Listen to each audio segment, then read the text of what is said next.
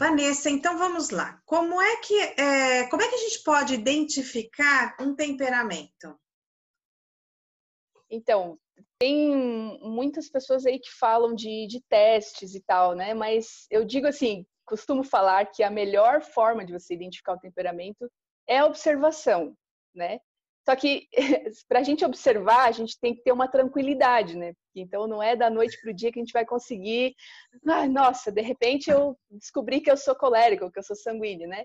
Então essa observação ela vai exigir um tempo, né? De autoconhecimento, de você ir identificando como que você age, se você é mais expansivo, se você é mais introspectivo, né? E aí você vai pegando esse conhecimento e observando o teu dia a dia, como que você age no teu dia a dia, e ali você vai perceber, nossa, acho que eu tenho uma tendência mais para esse temperamento ou para o outro, né?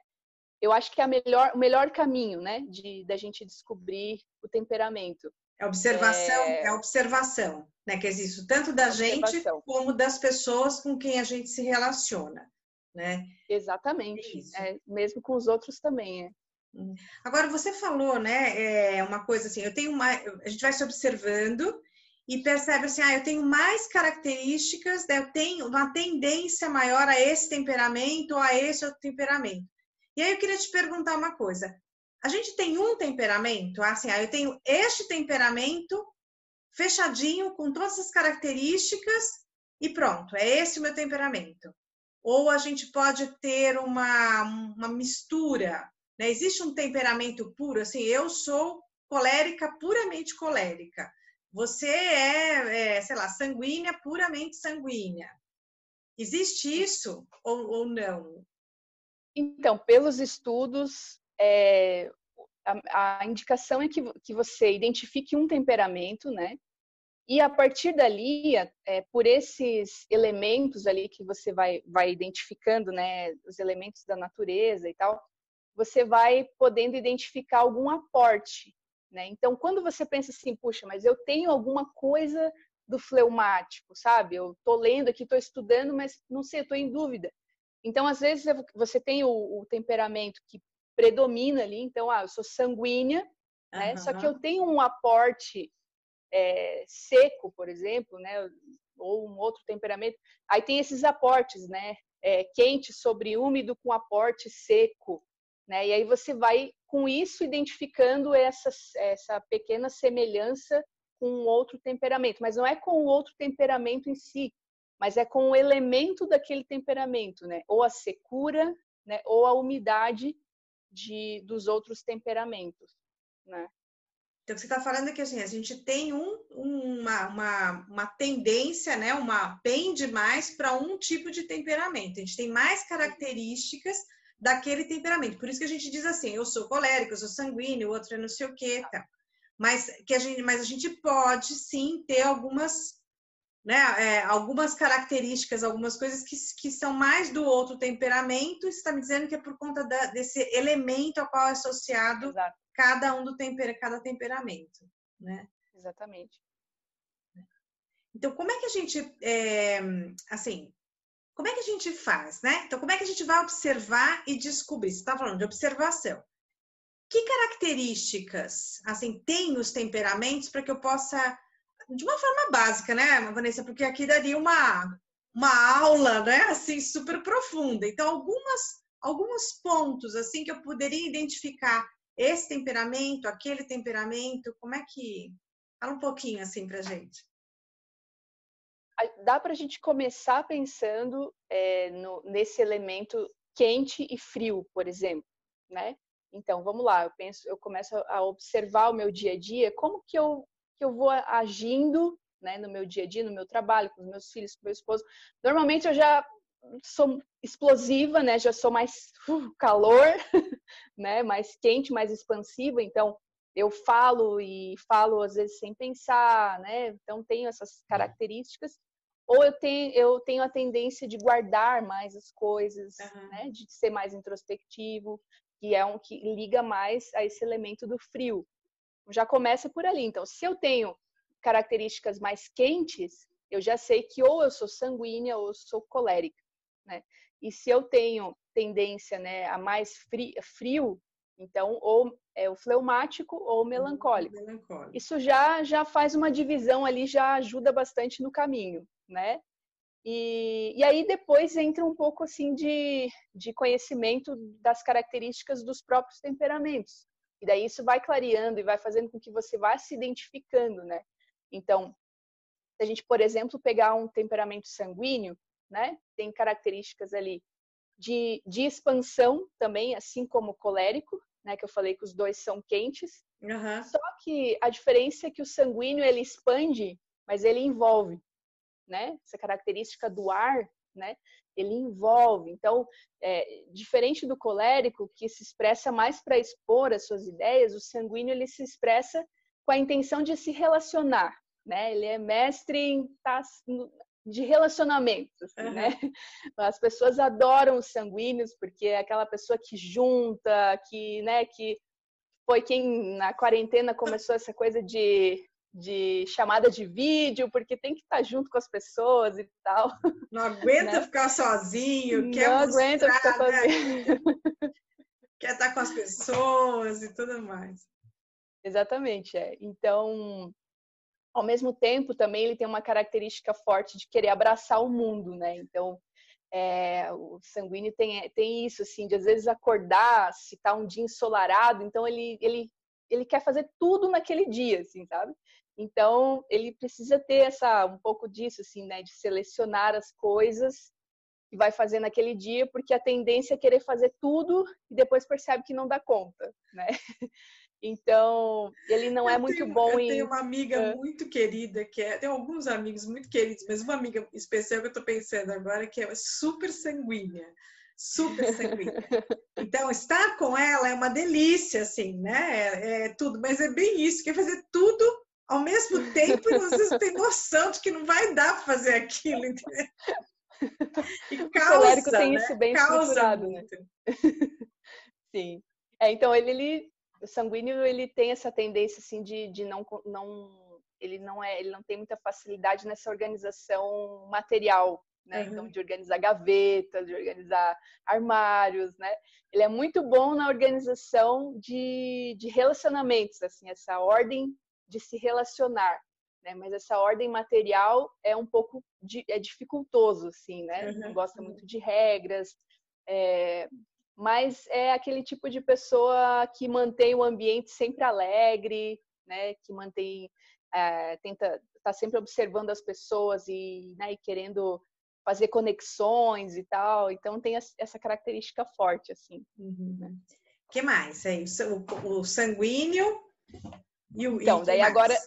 Então, daí a gente tem o colérico, né? Como é que a gente pode identificar, então, a diferença, já que os dois são quentes, né?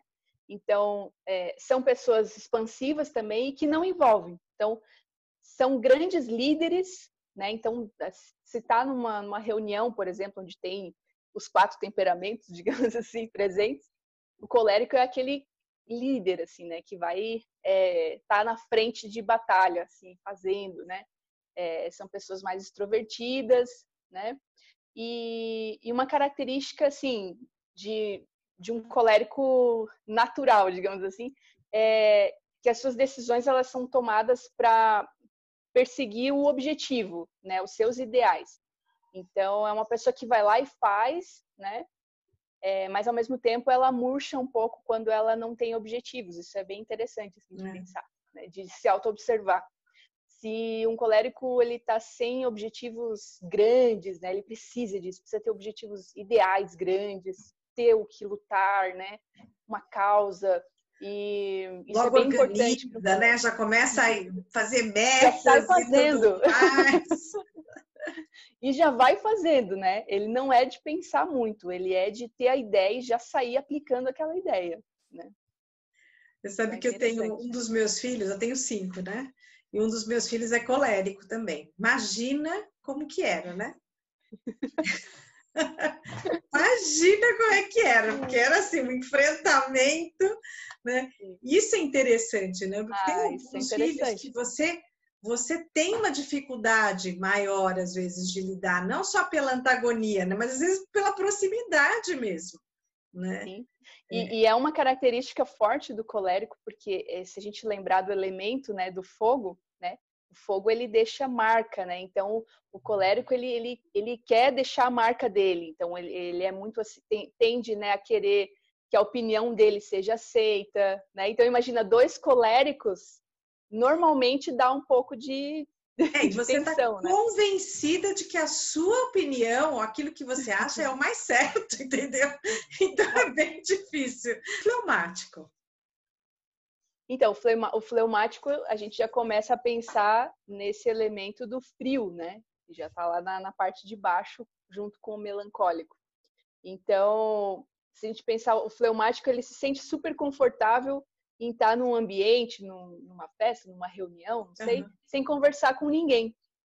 Né? Para ele é uma coisa natural, ele não se sente incomodado, né? Diferente de um colérico e de um sanguíneo que tem essa necessidade de estar interagindo, de estar, né, puxando assunto, né? Se vai numa festa de aniversário, né, são aquelas pessoas que já chegam já conversando, se cumprimentando, né?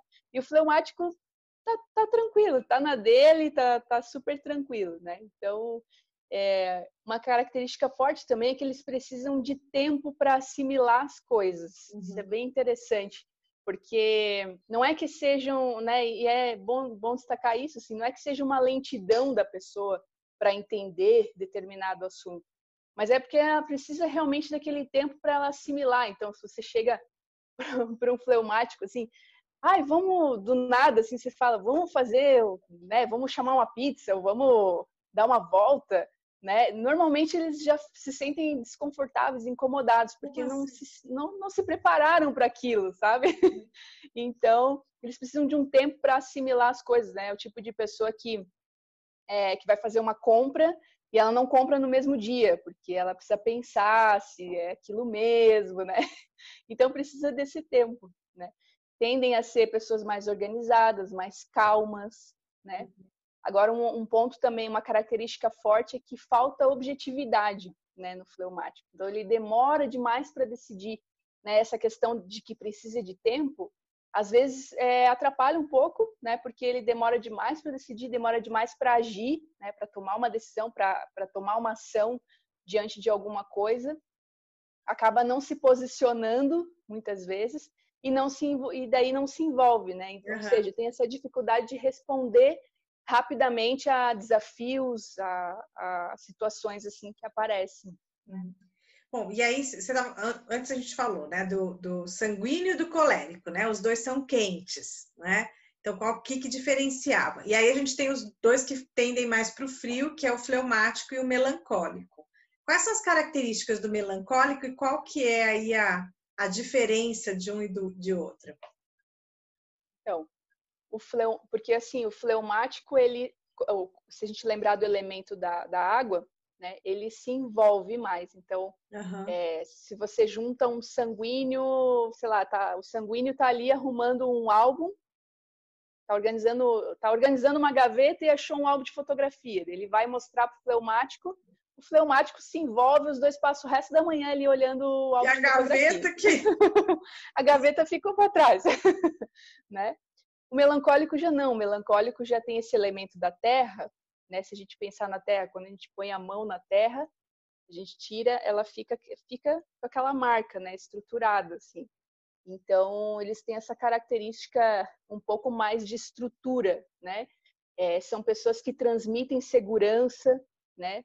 Que lidam muito bem com a rotina, eles adoram rotina, né? E pensam muito antes de falar. Então, o fleumático também tem essa característica, né, de pensar antes de falar. Mas tem uma característica interessante do melancólico, que é bem característico deles, assim, que eles acham que tudo é muito difícil, então difícil de ousar, de sair de si, né? Essa amiga que eu estava comentando no exemplo é melancólica, né? Então, se acontece um imprevisto, nossa, estava tudo redondinho, nossa, ela tem uma dificuldade de se estruturar de novo naquela nova situação, sabe? Porque ela já estava estruturada para aquilo que ia acontecer, né? Então, são pessoas bastante produtivas, mas tem que cuidar um pouco com a falta de caridade, assim, porque às vezes querem exigir, né, que o outro siga aquela linha bem metódica, assim, né, que eles tendem a ter mais forte. E aí tem essa característica de não lidar muito bem com imprevistos, assim, isso é bem forte no melancólico. E Vanessa, você acha assim, existe temperamento melhor, temperamento pior? Não, com certeza não. Não, porque os nomes, né, as palavras, elas são às vezes sugestivas, né? Então, quando você fala em melancólico, a imagem que vem na cabeça da gente é uma pessoa assim, ai, que se arrasta e não sei o quê, que é ruim, né? Quando você fala num colérico, você fala, ai, meu Deus, quem que vai aguentar essa pessoa, né? Então, assim, tem temperamento melhor, temperamento pior? O que faz com que a gente, às vezes, tenha mais facilidade com um temperamento que com o outro? É que cada temperamento tem as suas características positivas e tem os seus pontos ali que às vezes se chocam com um outro temperamento, né?